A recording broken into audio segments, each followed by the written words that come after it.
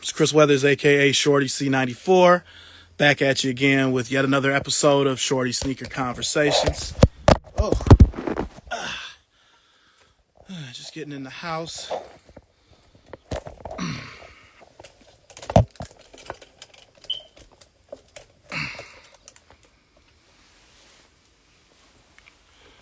right, what's up to everybody joining?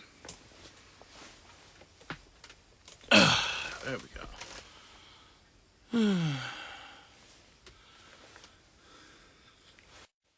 Let's see if we can get our guest.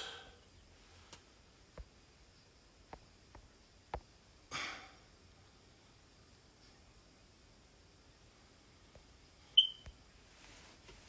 right, we'll get going in just a second. Our guest has been invited.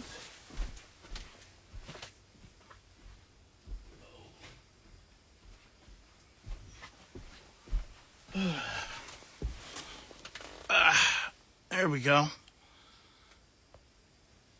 There we go. Send the invite one more time. About to get started. Shorty Sneaker Conversations, episode 138.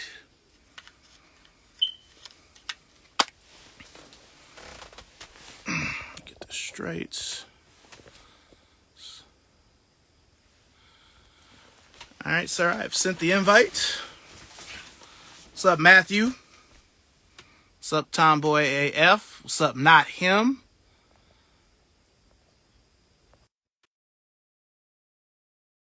Our guest will be here. Keep accepting the invite. What's up, man? Yo, what's goody? How are you, man? Good, good. How are you? I'm chilling. It's a nice day outside today. Where are you at? Man, I'm in NC, man. You know, Carolina? yeah.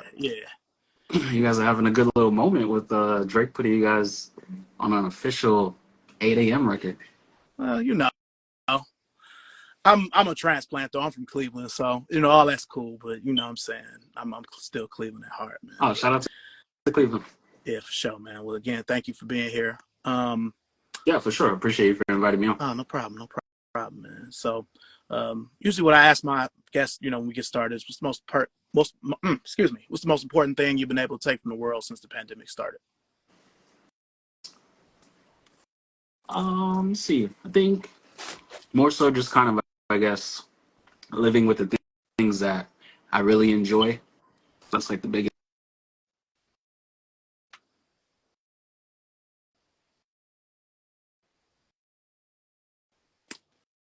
I hope we didn't lose them.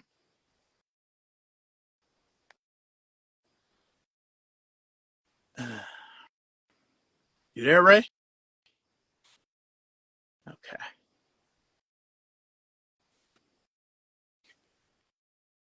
Instagram has really been tripping lately. Okay. Yeah, I don't know what happened. I'm not sure. Me neither. I think Instagram's doing some like updates today. But I'm not sure if you heard my answer, but essentially it's really just learning to only live with the things that I enjoy, whether it's as simple as what I follow on Instagram or what I have in my closet, what I wear, um, things on my patio, in my pantry, just like being actually happy with the stuff and things and people that I'm around, as opposed to just, I guess, mindlessly letting things and people and energy occupy space. You know what I mean? Right. Gotcha. What about you?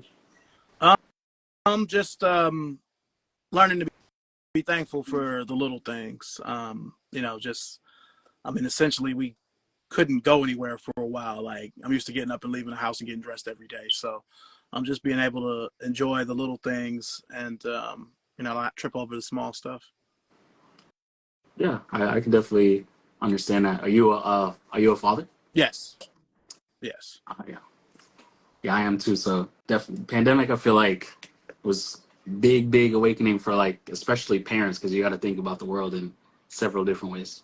Yeah, I think also when you're a parent, you think about your own mortality a lot more. So definitely. Yeah, man. Okay. Well, we'll just dive right in. So, you know, I do want to say before anything else, I love what you do. both your pages, taking it back, not just focusing on what's going on now, but giving a nod to back then. Thank you, thank you for that. I really, Yeah, really I like that. appreciate it. Nah, thank you. Yeah. I appreciate that. I think that I love the feedback. Honestly, the series We Miss Those Days kind of started. Um, I would say again, resulting as my the way I was thinking post pandemic is like last year I was extremely uninspired with just things going on in sneakers. I think naturally, I love basketball, I love football, and you know, the new stuff and the new colorways and the new silhouettes and all that stuff, it just wasn't hitting for me. Not that it was not great, not that it was great, but it just didn't really interest me as much. You know what I mean? So naturally, I've been creating content around sneakers since about 2005, you know, um, before blogs were like even a thing. You know what I'm saying? I helped start the shoegame.com in late 2005, around 2006. Creating content for essentially almost 20 years around sneakers, literally paying attention to every single detail around sneakers for 20 years from a content creation standpoint, like not just as a fan, but content creation, like figuring out all the release dates and like, seeing where the conversations are and all that stuff. you know, um, I just naturally got uninspired last year by a lot of stuff that I was seeing. So at the top of this year, I just kind of made a conscious effort. I was just like, hey, you know what?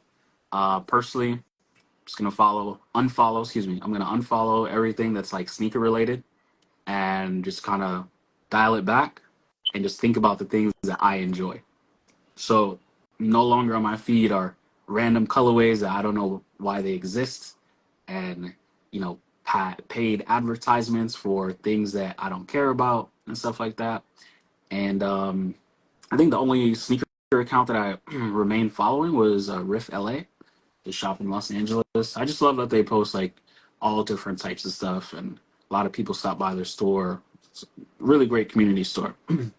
And then yeah, so I was just like one day I was just like, you know what? I'm not I'm not on the side of complaining about sneaker content. I think maybe sneakerheads or enthusiasts kind of get a bad rap that all we do is complain about things. I think that really stems from passion and um, while I agree, complaining could be not could be, but it's received mostly as negativity. Whether you're complaining about a brand, even if it is derived from love, you know what I'm Right. saying? So I'm on the side of like, instead of complaining, I'd rather celebrate the things that I do enjoy. Instead of talk about the stuff that I don't enjoy, I'll talk about the things I do enjoy. And um, yeah, so when I wake up, I'm like, I love the '90s. I love, you know, Penny Hardaway's line. I love early Jordans and like the leather and the shape and the boxes I appreciated and the different moments that are tied to each sneakers and watching the Wayans brothers wear crazy shoes and then Martin noticing Martin wearing the same shoes on the same episode and it was just very all connected and I was like, yo, this is the type of stuff that makes me happy. So, um, as social media was transitioning to like mostly video only, you know what I'm saying? Hmm. Like photos stopped being as important. I started to see a lot of videos of like, let's just say like people showing off their outfits on treadmills, um, and things like that. I don't really connect with that. You know what I mean? Like for me, growing up in the '90s, if you had a dope outfit, you step outside. You know what I mean? And that's kind of how it was. And then, as Nike Talk ISS started to become a thing, you take pictures of your outfit and post it online. Like that was like the next evolution. But getting a treadmill and showing off my outfit, I just, there's nothing about that that really appeals to me. So I was like, you know what? As a content creator, a producer of content, a little bit more background about me. I produced about like 4 sneaker episodes for Twitch. I created Foot Locker's first ever sneaker show. Um, so my background is not just social media. It's actually like producing shows, creating shows, hosting stuff. Um, so and just kind of thinking what the next evolution of content is in the sneaker industry. I was like, you know what? How about I take kind of like this TikTok format apply it to um, information that isn't on TikTok, if that makes sense. You know what I'm Absolutely. saying? If you Google any of the stories that I'm talking about, you'll see them on the blogs, but transparently speaking, no one reads websites anymore.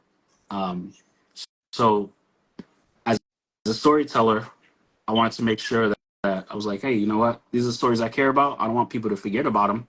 And if the algorithms and social media is moving this way, I want to make sure that I present the content that I care about in the new format that is being pushed to audiences.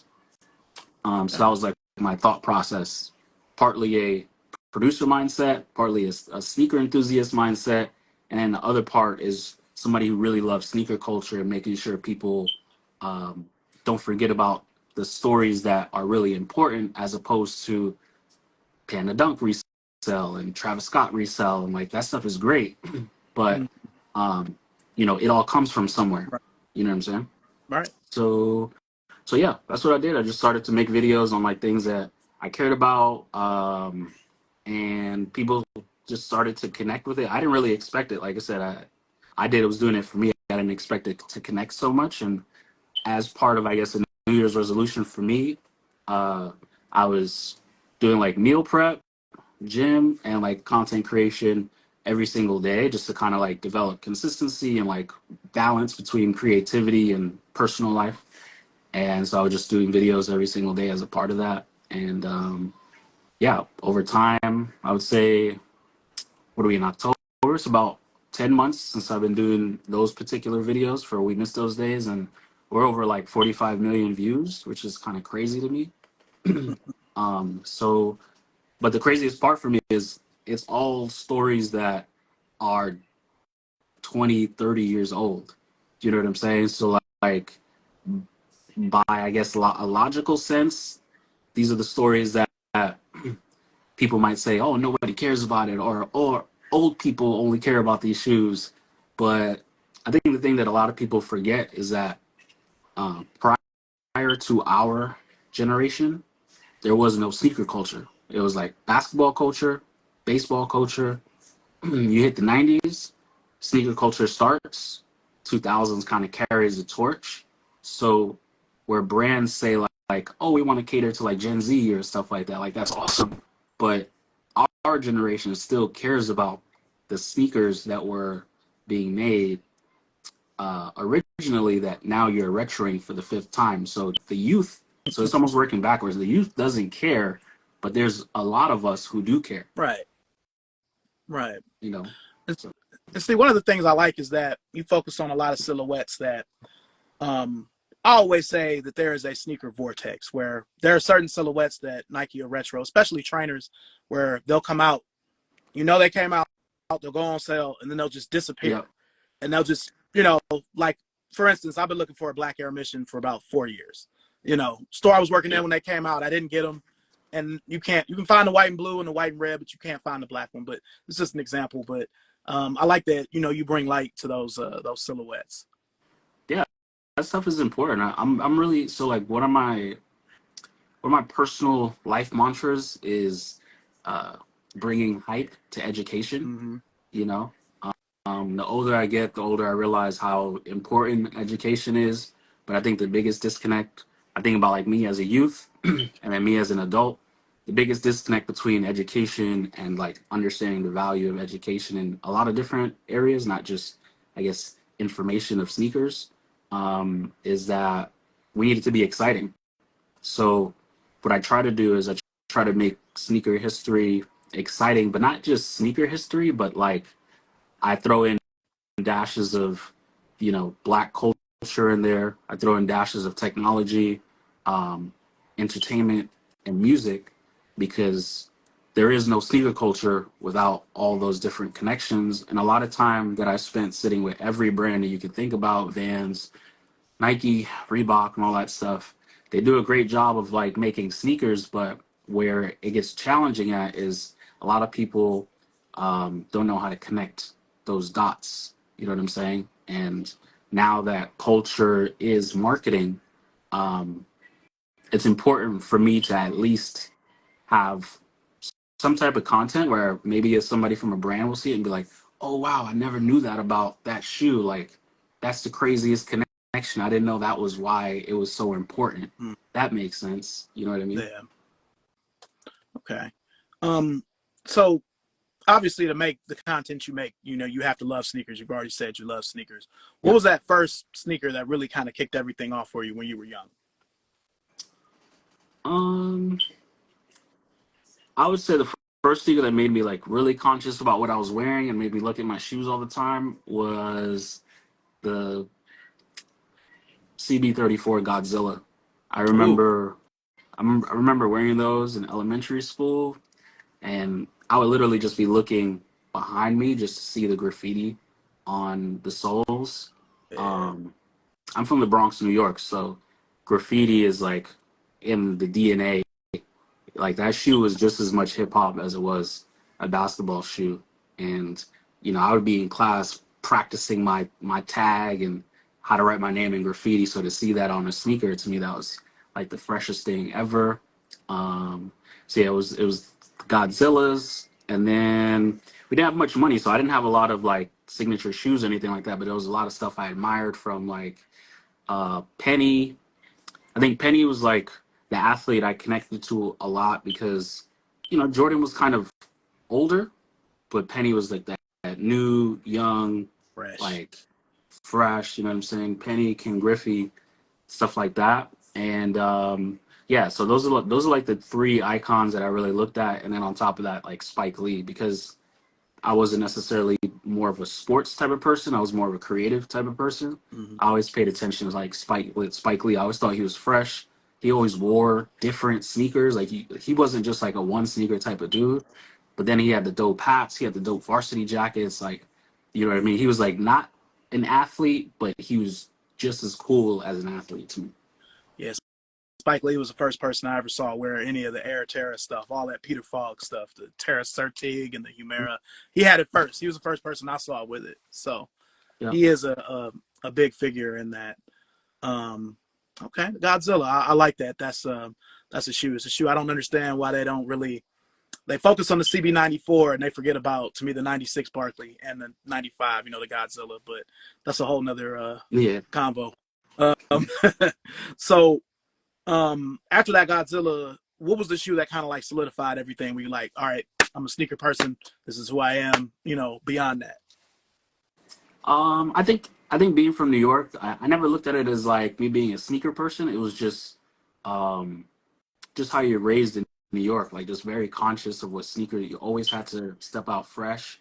One of the biggest rules in New York at that time growing up was like, if somebody else is wearing it, you can't come outside wearing it. So if Mm, there was not like a pressure to have like the latest and greatest, it was just about being different and not looking like your friend who just stepped outside. You know what I mean? It was almost like if somebody had the same thing on, whoever stepped out second got to go back home and change. So for me, it was always about like, I looked at it from an outfit perspective, not just a sneaker perspective. Um, what made me care about sneakers a little bit more is that, again, sneakers was kind of the most expensive thing I was wearing. So um, I guess that's why I cared about it the most because like it was a aspirational type of thing. You know right. what I'm saying? Like my clothes is probably just white t-shirt, whatever clothes like my parents would get me and stuff like that.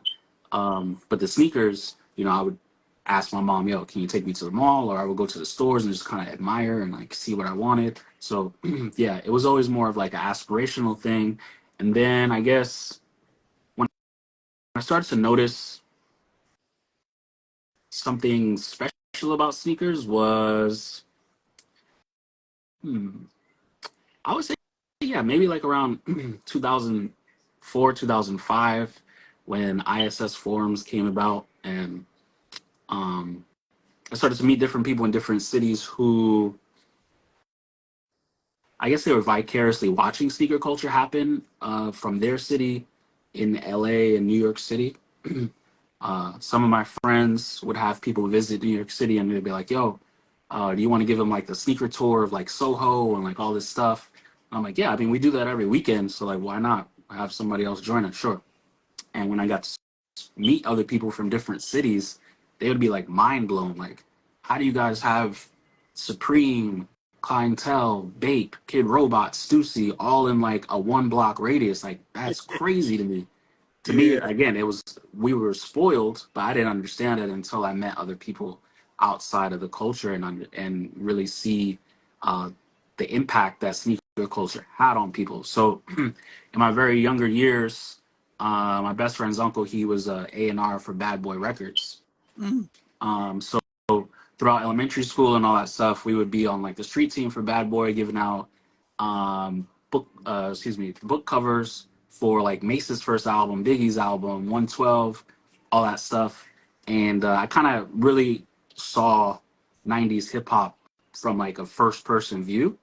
Wow. Um, like my friends and I were in the "We'll Always Love Big Papa" video when that happened and all that stuff. So seeing how the hip hop culture really blew up in the 90s, when I was really kind of going to Soho in like early 2000s for sneakers, I saw like that same magic happening. Like I was like, this is exactly what hip hop was in the early 90s. It's gonna explode. So um, after one of the people I met, he was from Atlanta. He was like, "Yo, everything that's going on in sneakers in New York that you're doing is crazy. Can you send me some photos of like whatever you're doing? I'm gonna post it on the site so people can in Atlanta can see like what sneaker culture is like in New York. 'Cause it's crazy." So Mm-hmm. that's when I picked up a camera and started like documenting the stuff that I was doing. Like, I think one of the first things I photographed was like different PEs that were hitting Flight Club. That, you know, at that time there was only two resale shops, Flight Club and Riff LA, on opposite sides of the coast, and they were getting like crazy PEs. And then Right. I would document different releases like the the Huff the Huff Quake Dunks, Huff Quake Air Max 90s.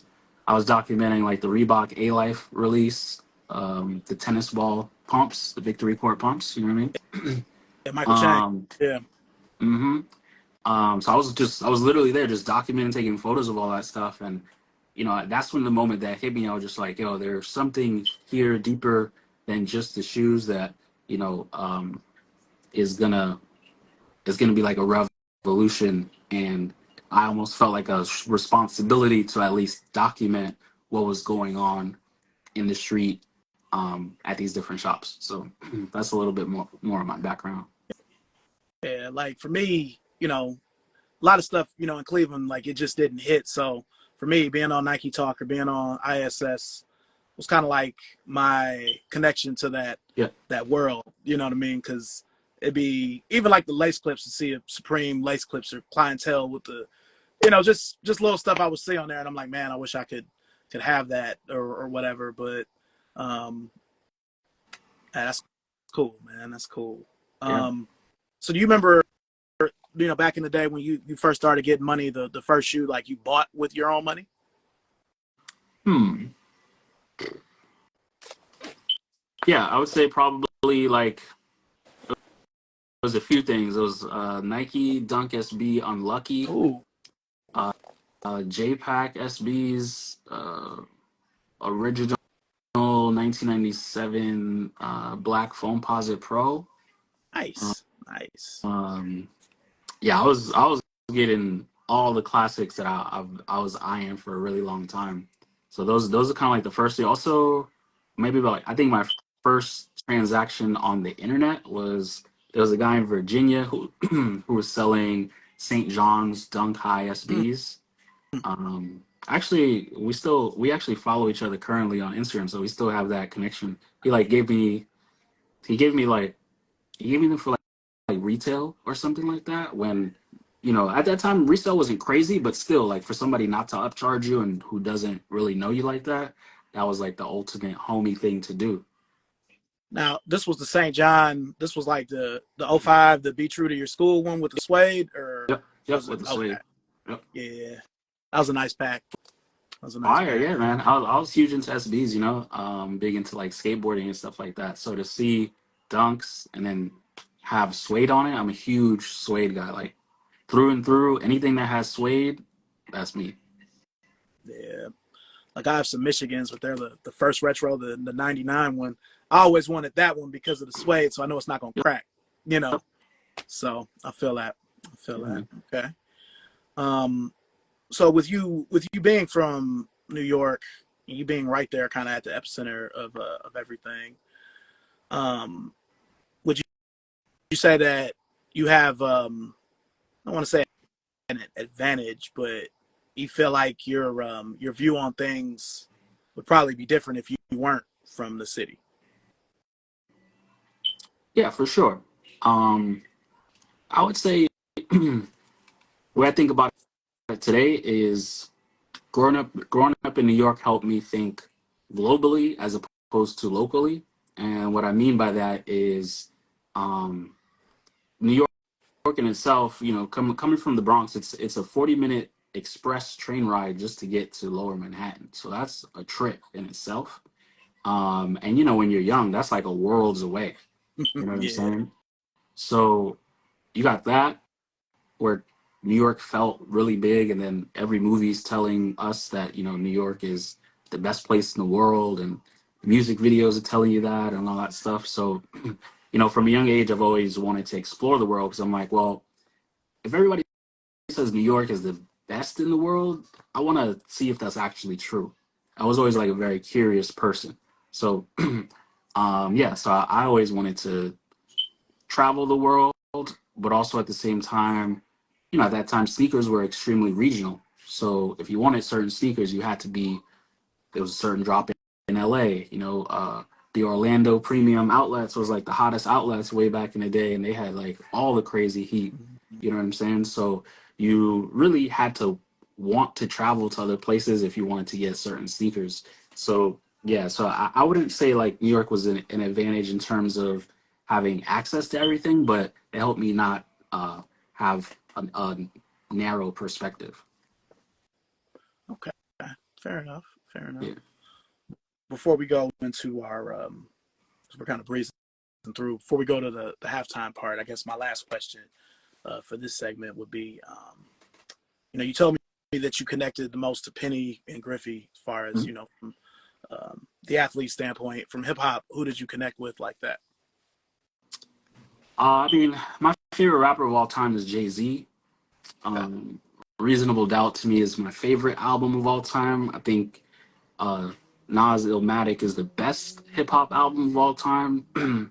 I have a lot of love for Eric B. and Rakim Paid in Full album. I think that album is culture and rap personified, from the beats and the jazz elements and bass to the way Rakim is just rapping. Rappers weren't necessarily rapping like that. So it started with Jay Z, then getting into Nas, and then again, because I grew up around a lot of people making music who were making like large impact.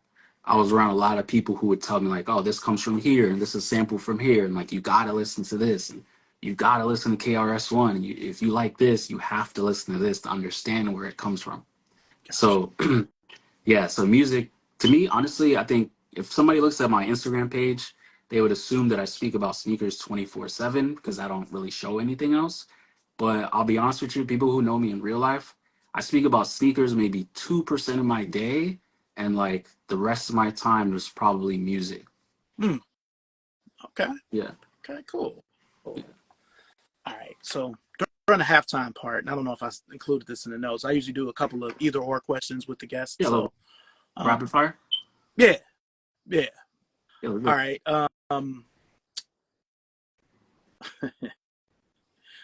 So we're gonna do shoe lines right quick. This will be the first one. So, Let's do it. um, I was gonna say Penny's or Barclays line. I say pennies. Okay. Okay. Yeah, I say pennies because I mean I love the CB34 Godzilla, and I love the 94s, but like never wanted to wear them. I don't know if you have sneakers like that. Like you love the shoe, but like you never wanted to wear it. Absolutely. You know, but Penny has a lot of sneakers I want to wear. So Hmm. that's where I identify with sneakers the most. Is like, can I wear it? all right, that's what I'm gonna rock with. It's always interesting because because you could say this about Pippen too. A lot of their shoes aren't their shoes, but they're their shoes. You know, they're not the Yeah, Air Pippen. It's the Air more up tempo, but we know it as the yeah, Pippen. You know, yeah. so Mm-hmm. I feel like Barkley. You know, the Air Force Two. That's Barkley to me. You know, Yeah, especially the white, red, and blue. But yeah, those are hard. yeah, okay. All right, now Jay-Z or Nas? It's an easy one. It's always gonna be Jay-Z for me. Always gonna be Jay-Z. Yep, Okay. always gonna be Jay-Z. I mean, I bought.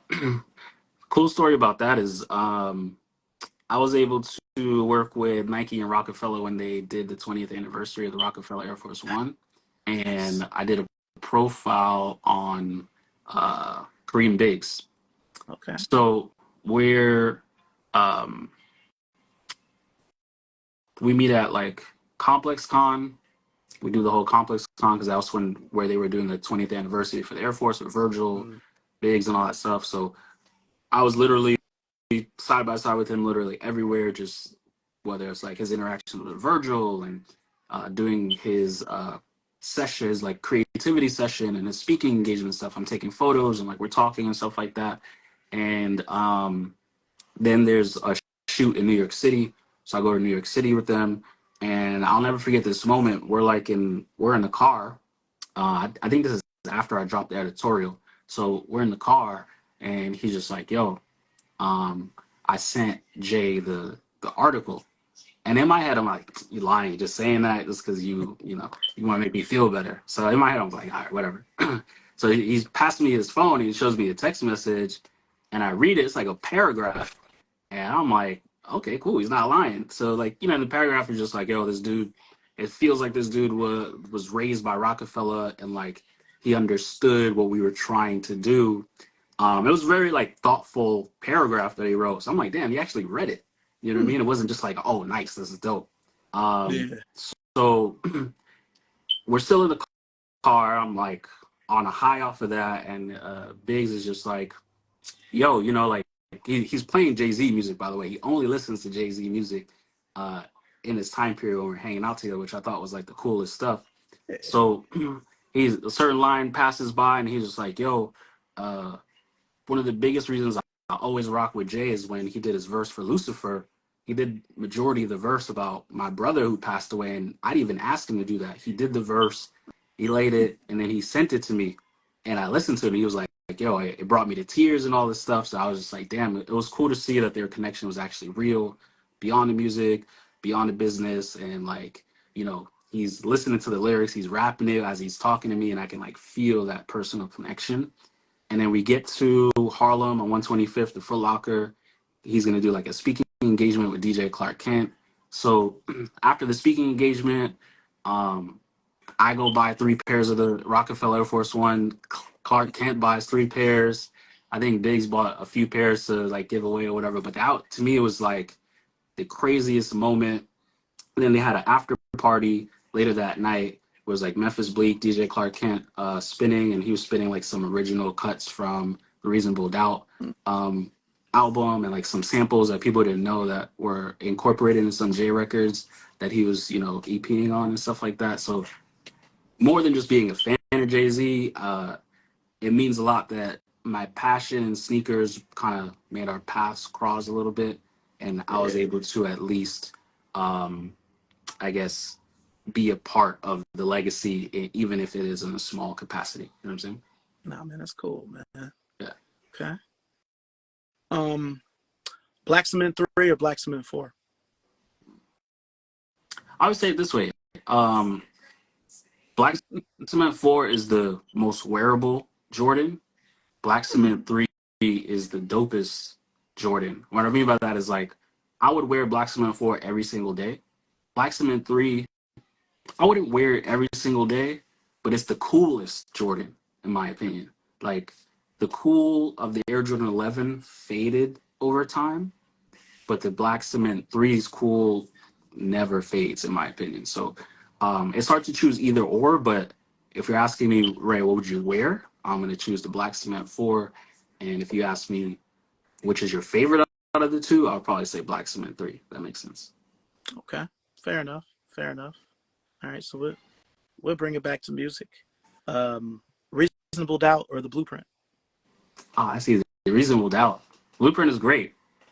Blueprint is great, but I still listen to Reasonable Doubt maybe twice a week. Wow. Okay. Like Yeah. no skips. Listen to it.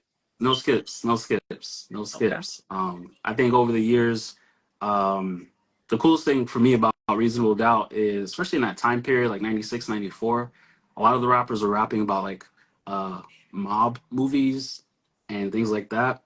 And the more I watch those movies, like Casino, Donnie Brasco, and all that stuff, you start to get a little bit more of the references that Biggie, Nas, and Jay are talking about. But it's cool because a lot of those movies kind of depict a certain part of American history that they don't really teach us. So in a roundabout way, it's a little bit of a American history lesson on how our communities are the way they are because of the different things that happened in those eras. So yeah, so Reasonable Doubt kind of does that for me. Gotcha. All right, just a few more. Raffle or lineup? Neither, Okay. neither. Only reason I say that is because um, maybe this is like a benefit to living in New York.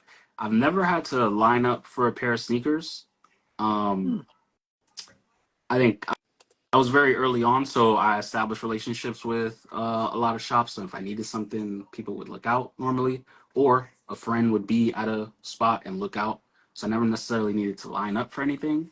But the raffles, I never enjoyed raffles. I felt like not felt, but I know for a fact that most raffles aren't pure. Like it's not picking random people. A few people might be picked random, and then majority is just like giving it to friends, family, and like close customers or whatever the case is. So I just never really participated in that game because I always knew what it was. I just you know Yeah. it's almost like setting myself up for failure. You know, do I ever enter in raffles? Sure, because it's like a why not type of thing. But like, if you're telling me like, yo, Ray, the let's say my favorite sneaker of all time, like Orange Supreme Dunk High, are you going to enter a raffle for that, or are you going to stand in the line for that? I'll probably stand in the line because if I really want it, I would show up super early. Sure, why not? Yeah, I've always wanted any of those with the stars on it. I always remember seeing those on Nike Talk in like 2003. Like, God, I wish I could get those. Yeah, Yeah, that's I've ran through like three pairs. I'm not gonna lie. I did pay. That was like the most expensive shoe I ever bought at that time. It was like 700 I paid for it. That sucked back then. But the cool thing is, back then I would get a pair at 700, wear it as many times as I wanted, and I would sell it for like 800, and then buy a new pair for like 500. So it was like one of those kind of like recycle type of deals. You can't necessarily do that today, but yeah, that was it. okay. That's a Okay. good shoe All right. My last one. It's another Jay Z one. My last quick hitter. for sure. Um, so we're gonna go the Blueprint or the Black Album. Blueprint or Black Album? I would say Blueprint. Okay. That one Blueprint. could go either way. I didn't know which way he was. I know he was gonna say Reasonable Doubt on the other one, but Yeah. this one I was like, You have to think about it. I think the intro to the Blueprint is extremely iconic. Um, yeah, there's a lot of iconic records on the Blueprint. Not that there aren't on the Black Album, but the Black Album was a very transitional sound for Jay Z, whereas yeah, Blueprint was just straight bars. right, right. Aside from a couple pop records, but it was straight bars. All right. One more. This just came to me right now. Yep. I think you did a video. You've done videos on both of these recently. Air Griffey one or Air Nomo one? Mm. To where? To where? Mm-hmm. Oh yeah, I would say the Griffey one. Griffey one's a crack. Um, yeah, the Griffey one is just incredible, absolutely incredible. I actually just yesterday I interviewed the designer of the Griffey one, and it was a 3 hour interview. Supposed to, I was expecting only like 30 minutes of his time. He gave me 3 hours, and I got to see the original sample of the Griffey shoe. Um, Hear a lot of really cool stories about him being extremely involved in it. So, yeah, the Griffey one, I love the Griffey one, but then learning about all the stuff that I learned about yesterday from the designer, I was blown away how crazy the Griffey one is. Okay. Okay. Okay. Yeah. All right. As we hop to the next segment, we both lived in the 90s, early 2000s, what have you. Is there a 90s silhouette that's kind of revered that you don't mess with? Hmm. Yeah. I mean, honestly, I don't connect with any of the Rodman stuff. Like, it's cool. I appreciate it. I wouldn't wear any of it. Um, yeah, the Rodman stuff. Let's see. See if there's anything else. Hmm. Yeah, I would say that's the thing that comes to the top of mind. I know a lot. I get a lot of requests to do Rodman shoes, and not that I only cover sneakers that I care about, because I do enjoy just telling stories in general. But yeah, in terms of wearing, I was never super hyped about Rodman shoes. Okay. The Nike or Converse, any of them. Yeah, any of them. I got you. I got you. Now, can you tell me about the I saw a post where you were holding it, where you had done something with Converse. Mhm. Yeah, I designed two sneakers with Converse. So I would say I think 2017 I led their well I helped start their Hispanic Heritage Program. So basically, actually they invited me out to speak to like their digital team, um, to give a presentation about storytelling, and a little bit before that, Vans invited me out to design a shoe.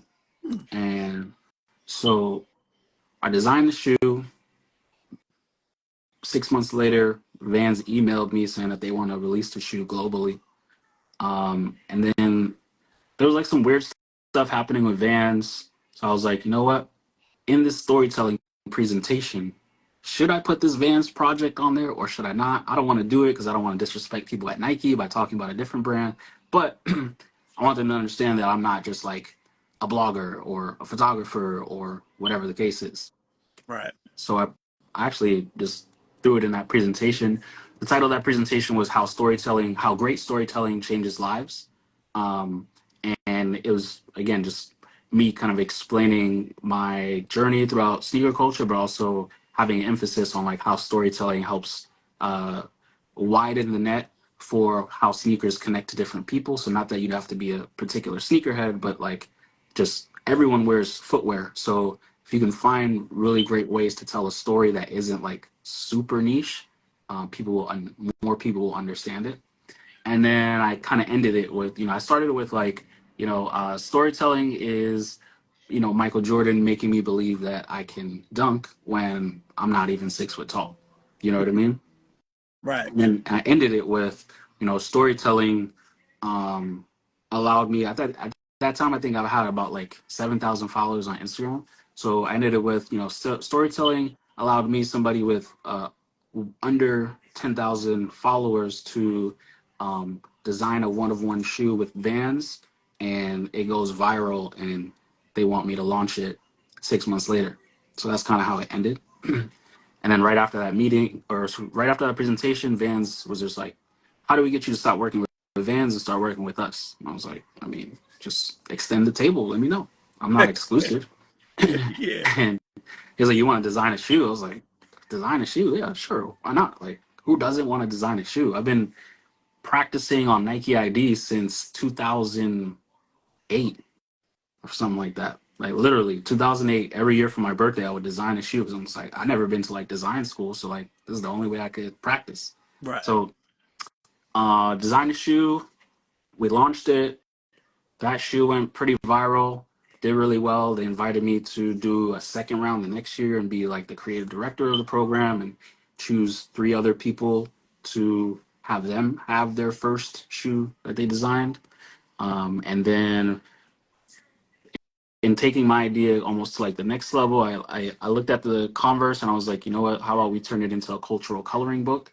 I want people to understand like my roots of like being Dominican, growing up in New York City. So put a whole bunch of images that kind of told a story about being Dominican in New York City, and they really loved the idea. So they was like, hey, listen, let's just do like a pop up in Soho because they have like their flagship store in Soho, Mhm. and that was crazy because I would literally pass that store every single day as a kid in Soho.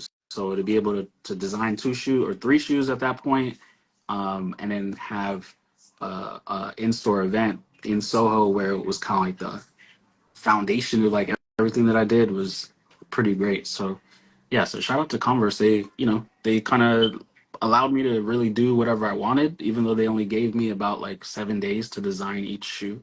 So it was fun. Were they all Chuck 70s? Actually no. So um they were both just regular Converse All Stars, Okay. which was a very like conscious decision because I was just like, if I'm telling the story of like Dominican Republic, I don't want to choose the most expensive Converse. I want it to be Yeah. affordable for people who it's designed for. So the Chuck 70 is came about when they presented um, the in-store pop-up, and people can actually choose whichever sole they wanted. So I love the Chuck 70, still one of my favorite shoes of all time. So I made like a couple sample pairs for myself, and then like whoever came, they could choose whichever sole they want. So that's how the 70 came about. Nice.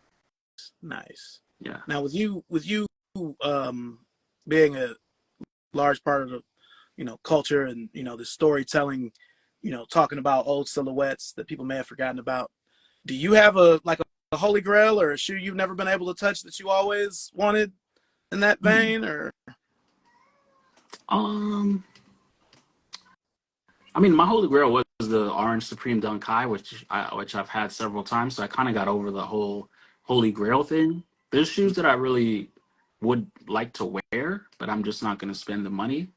Um, but I would say like the next holy grail that I acquired was original Bread Ones. okay, Yeah, 85 Bread Ones, and then I got 85 Chicago ones a little bit after. But for me, it was more so about like you know almost kind of like why I did the videos, but a bunch of years ago, I was just like, I need to stop complaining about Jordan 1 quality. Like, I have to stop complaining. Like, this does not make sense. I'm the crazy one. It's not them. Like, I need to stop buying them. I need to stop paying attention to ones. And so I actually sold all my ones and just used the money on 85 Chicago or 85 bread ones. I paid like 900 for it, which at that time is great price compared to what they're going for now. right, Um, And yeah, so that was kind of like the holy grail. I was like, once I got to Chicago, I was like, damn, this feels way different. I actually have the shoes that Michael Jordan played in. Like, it's like having a retro is one thing, but having the shoe that the athlete was playing in from that time period, it feels different. The leather is different, the shape is different. Like, it feels like, you know, history, if that makes sense. yeah. Like I was explaining to this one cat, like the only 85 I own is the neutral gray. Oh, nice. Um, that's why I was kind of like, damn, they gonna retro this one too, because it was like the only one that hadn't been retro, like everything else. But um, they have the 85 cut now, and it sort of looks like it, but it's still not quite the same. Yeah. For me, it's more so like the way the 1985 leather hugs your foot is Mm-hmm.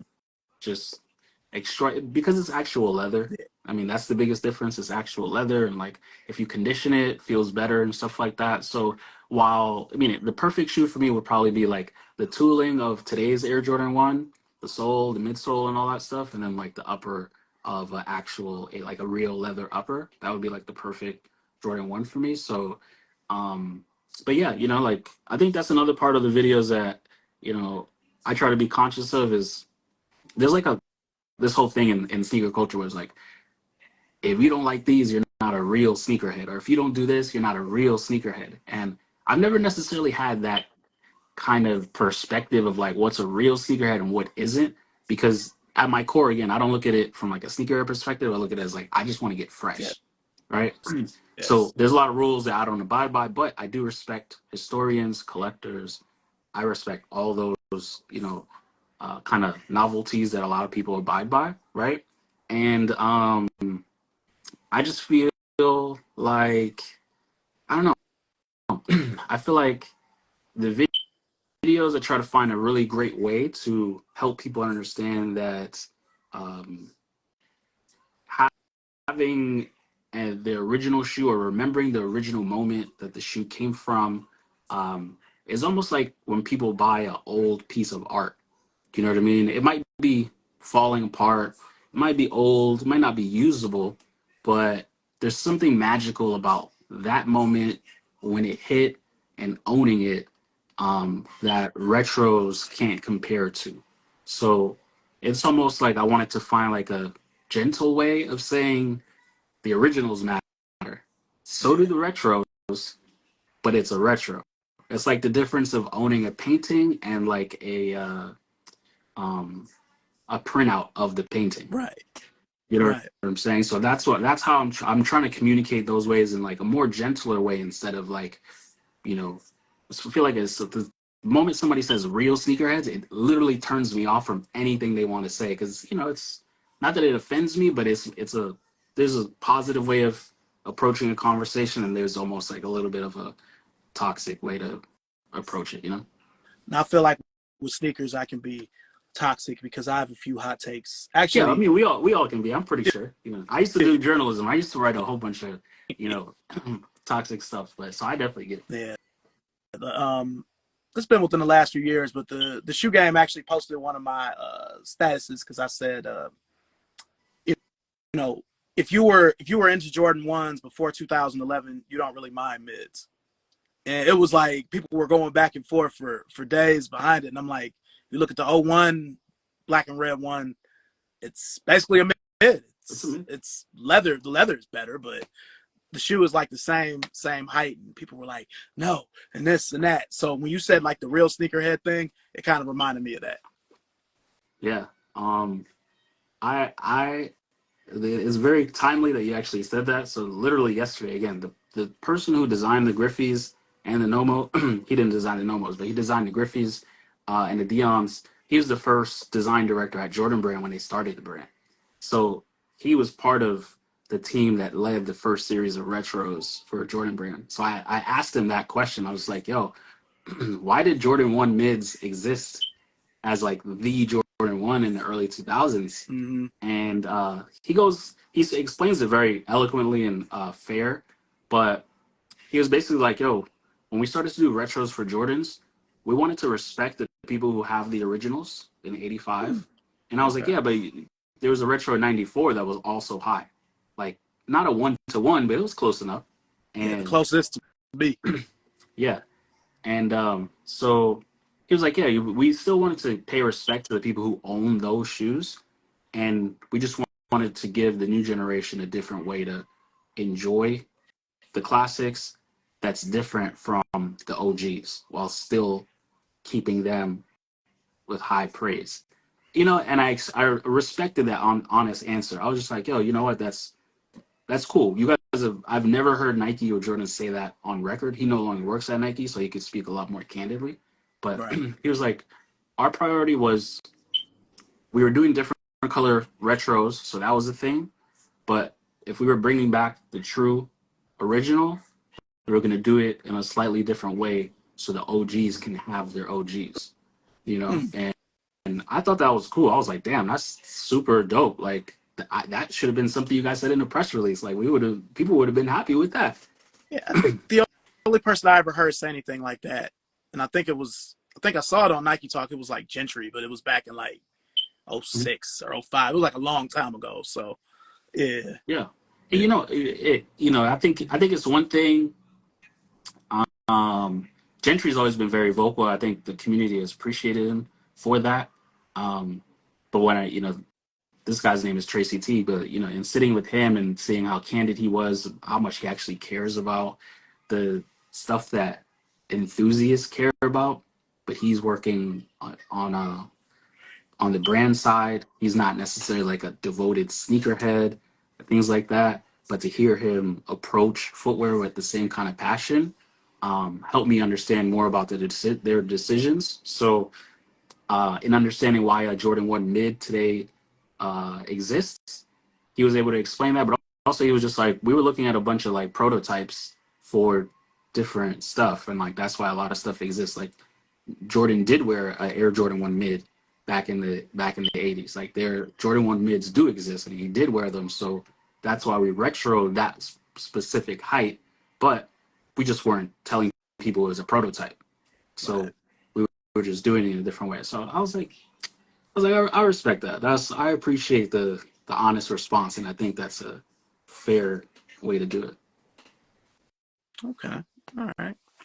Well, as we wind down here, are there any silhouettes that Nike or Adidas or Reebok could retro that would actually get you excited? Like, oh, I'm about to go get these or whatnot. Is there anything?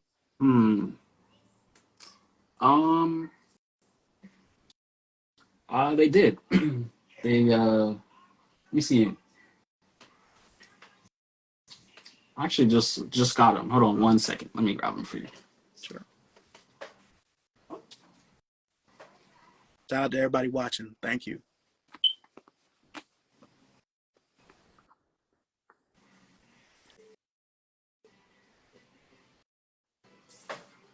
All right.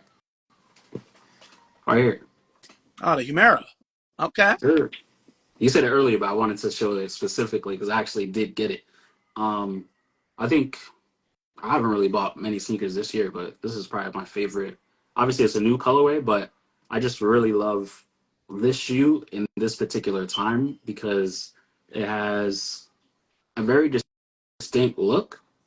Um, as a dad, I feel great wearing it because it's like functional, but also at the same time, it's still very cool looking. And there's like a lot of history attached to it. So I thought Nike brought these back in a really, really great way. Like the mesh is like super soft. It's not like Air Jordan 11 mesh. You know what I mean? Yeah. um, I just love the era of when they were doing the embroidered mini swooshes on the toes of like Air Force Ones in the early 2000s and stuff like that. So, yeah, I mean, every part of this shoe is great. So that's kind of my answer. Okay. Yeah, I feel like the Air Terra line is like the ACG's cousin.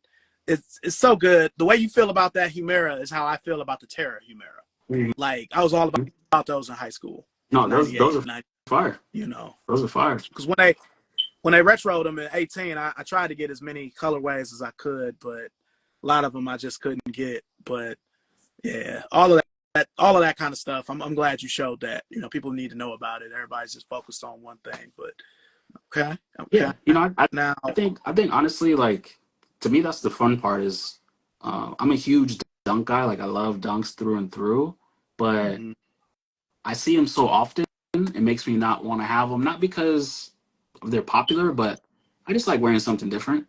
That's all.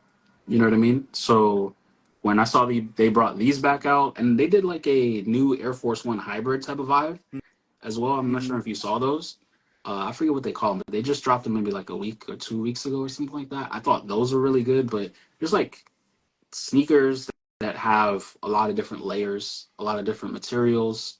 Um, I'm a really big fan of, but also I think that this is something I've been saying in the interviews that I've been doing with certain designers is we've heard the Tinker story over and over, and it's amazing, and every Tinker story we hear is phenomenal. But we want to hear those type of stories from all the yeah, designers, Wilson from all of East them, Morris, all of Peter. Yeah, all of them. all, I was able to speak to E. Scott Morris on video for like 2 hours, and it could have went 10 hours. He just has a wealth of knowledge, and um, he's just so excited about the stuff that he makes, excited about the stuff that other people make, and it's just amazing to hear that. And it helps fuel that fire that we have around sneakers and stuff like that. So Yeah. Yeah, I love that dude. We've had some convos. You know, About the Vicks. yeah.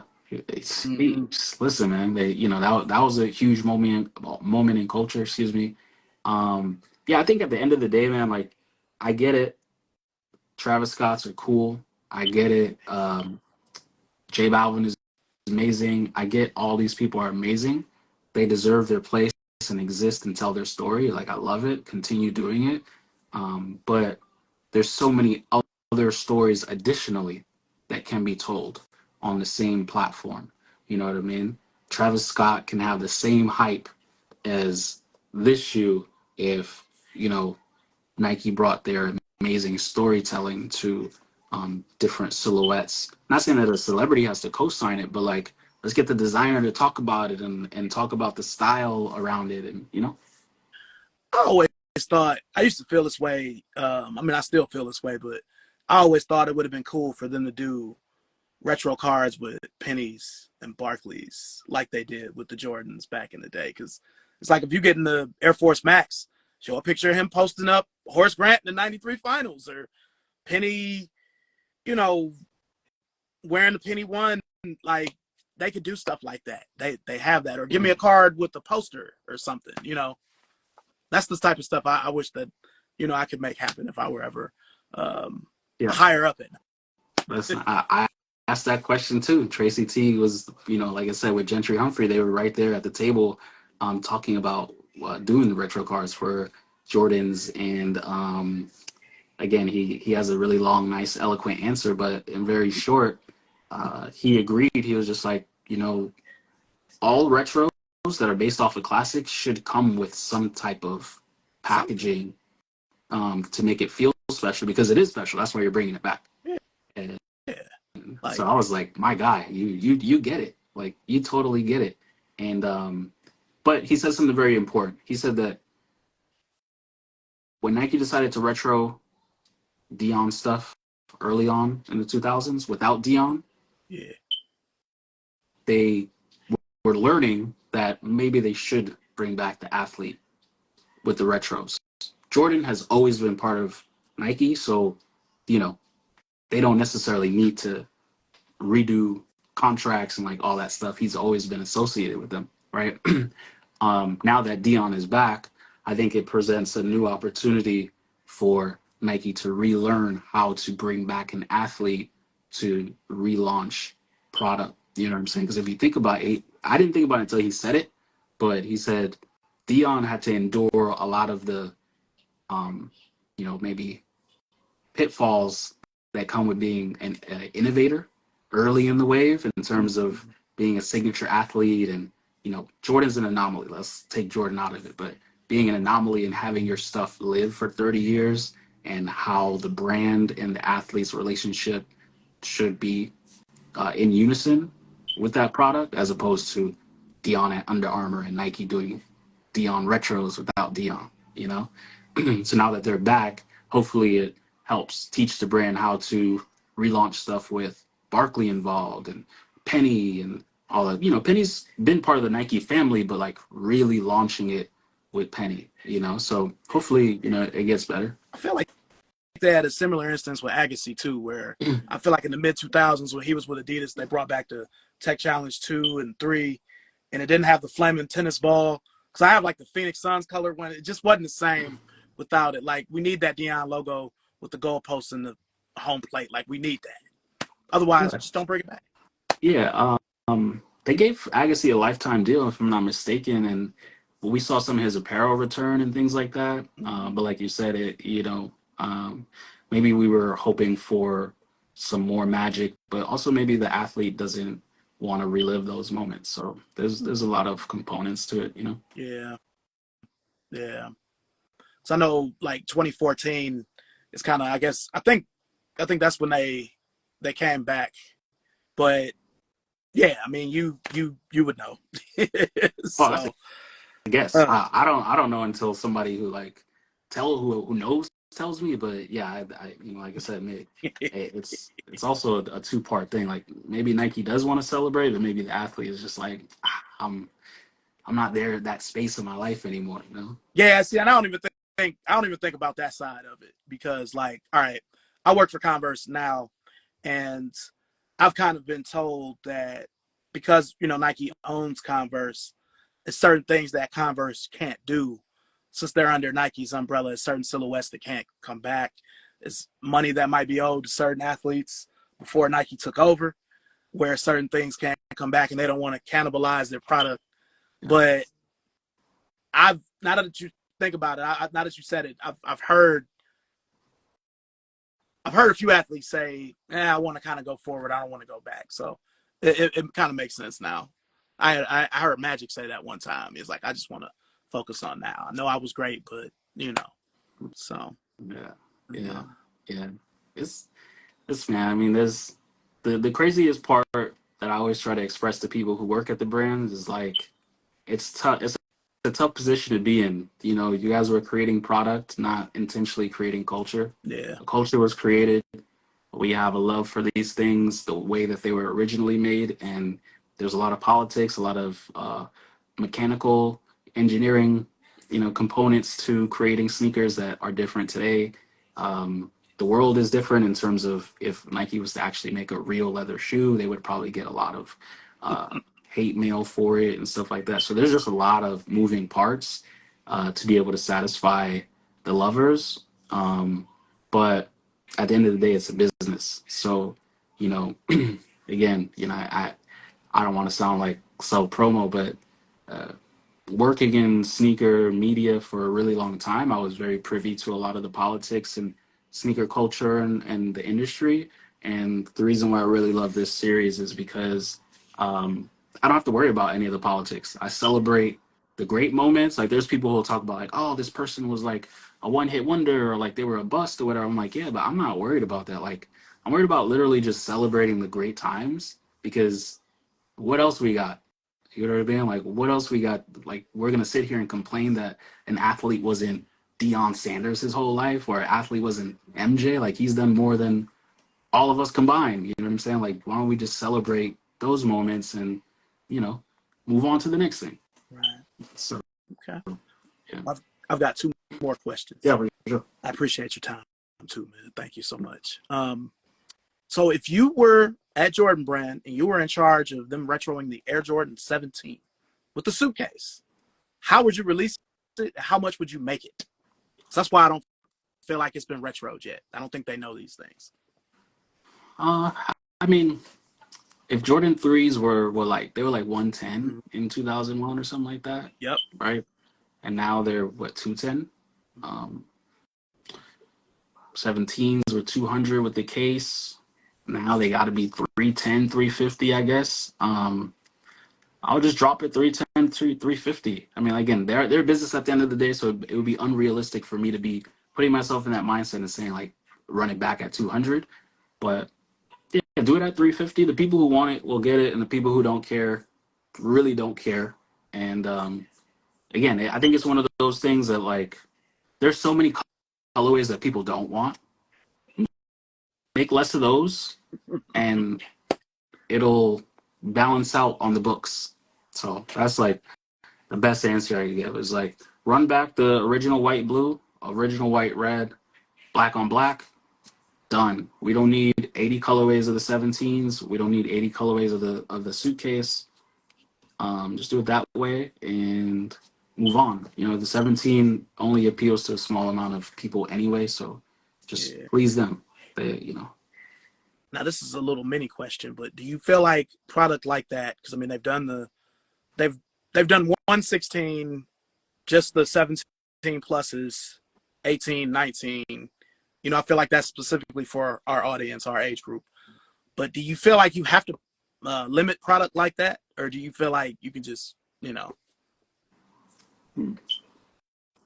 gonna like, say yes with an asterisk. I say yes because I mean I've seen from my own eyes in terms of again looking at numbers when I was in sneaker media. If a certain shoe had the word limited attached, more people click on it. So if more people are clicking on an article that has the word limited on it, guarantee there's more people buying that shoe, right? So it does impact sales. Um, so the enthusiast part of me is just like just make enough for everybody. Um, but at the same time, if it's readily available, a lot of people say they hate hype, but do they really? Because if you look at Nike.com right now, there's a lot of great stuff sitting on there. You know what I Right. mean? The Alpha Force 88, whether it's the Billie Eilish version or the GR, it's a great shoe. Maybe it released a little bit high in the price range, but I think it's sitting at like $98 right now on Nike.com. Great price. It's cheaper than Air Forces, Yeah. and it looks great. You know what I mean? Yeah. So I, yeah, it's just one of those things where like people say they don't want stuff to get hyped, but will only buy it if there's talk around it, if if this celebrity is wearing it. So at the end of the day, I don't know. I don't mind it because I like getting stuff on sale. So um, if Nike is able to find a great balance of make all this other stuff limited and make our stuff turned off. Okay, I'll help you. Yeah, you want some? Um, but yeah, if they keep the Travis Scott stuff limited and allow me to get Mara or Alpha Force on sale, keep it rolling, keep it rolling. I was like that with the Kukini. Once that water went, it got down to like $37. I had to grab it. I'm like, Yeah, had these back in the day. I had to get yeah, it. man. So so I'm with it. I think right now we're at a good spot. They're bringing back classics. It's going on sale. People who love them are able to purchase them for at least when they go on sale for the original retail price that they came out with, if not cheaper, like you said, $37. And yeah, and if you want the hype, you can participate in the raffles. This is a toy. If you want the raffles, sign up for the raffles. There's options now, so it's cool. Okay, let's go. Yeah. All right. Well, I know you got the kids there. Yeah, You know what I'm saying? I'll hold you up. yeah, he's One pressing. more question is, did you have any questions for me before we sign off? Um,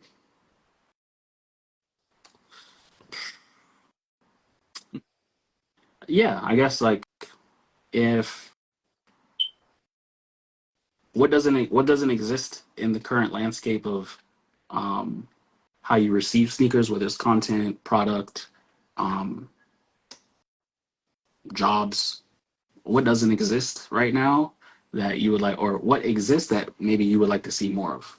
Not what doesn't exist. What does exist that you would like to see more of, whether it's sneakers, content, job opportunities, whatever. Job opportunities, especially for oh, and I do want to say, I apologize, y'all. I swear to God, this smoke detector, it just started beeping Oh, today. It yeah, wasn't beeping like that before. But just uh, more opportunities to get into this space, um, and kind of just really, I know this is kind of far fetched, but really hearing the voice of the people and what they want. But opportunities for sure. I You like can get, that. I agree. yeah, you can get information. We know what's coming out 2024 already. So I do kind of miss sneaker anonymity a little bit, but I love the fact that we can get so much information because before you had to go into Slam or Vibe or when they started coming out with kicks, which was cool, but a lot of it was like we don't know. But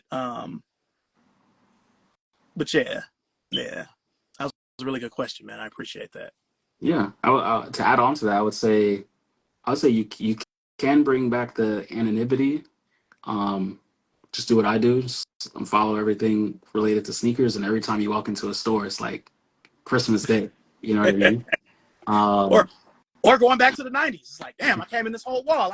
I've seen 5 of these shoes. yeah. So right, Honestly, it's been refreshing. I'm not gonna lie to you. It's been literally refreshing. I'll go into a store maybe once every 3 months and be like, oh wow, this came out. You know what I mean? Or if somebody sends me something like, oh, these are dropping, or maybe I'll check like Hype Beast or one of those sites occasionally just to kind of see what's out there or whatever. But um, yeah, did so much good for my mental to kind of get out of the day to day what's releasing today, what's releasing in 3 months, what's releasing in next year and the next year after that, and what's the next Black Friday release and what's the next Christmas release. So you can bring back the anonymity, but also in terms of people being heard, one thing I did want to say is I think more people, I think a lot of people want big platforms to speak for them. I'm not saying you.